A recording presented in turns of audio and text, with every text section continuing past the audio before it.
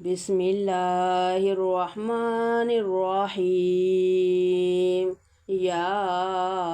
أيها المزمل قم الليل إلا قليلا نصفه أو انقص منه قليلا أو زد عليه ورتل القرآن ترتيلا إنا سنلقي عليك قولا ثقيلا إن ناشئة الليل هي أشد وطئا وأقوم قيلا إن لك في النهار سبحا طويلا واذكر اسم ربك وتبتل إليه تبتيلا رب المشرق والمغرب لا إله إلا هو فاتخذه وكيلا واصبر على ما يقولون واهجرهم هجرا جميلا وذرني والمكذبين أولي النعمة ومهلهم قليلا إن لدينا أنكالا وجحيما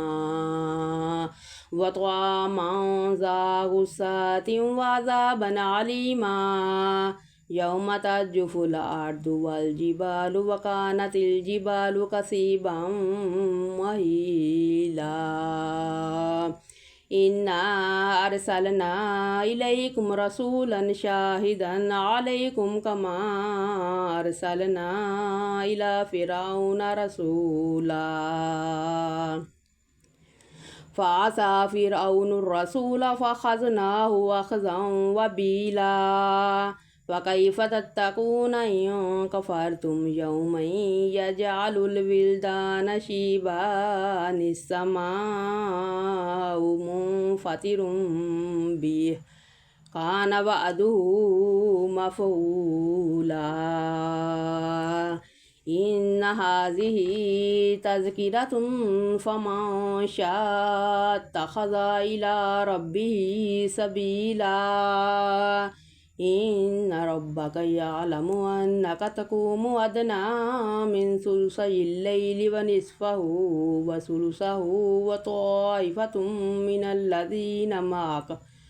والله يقدر الليل والنهار علم أن لن تحصوه فتاب عليكم فاقرؤوا ما تيسر من القرآن علم أن سيكون منكم مرضى وآخرون يضربون في الأرض يبتغون من فضل الله وآخرون يقاتلون في سبيل الله فاقرؤوا ما تيسر منه وأقيموا الصلاة وآتوا الزكاة وأقرضوا الله قرضا حسنا وما تقدموا لأنفسكم من خير تجدوه عند الله هو خيرا وأعظم أجرا واستغفر الله إن الله غفور رحيم.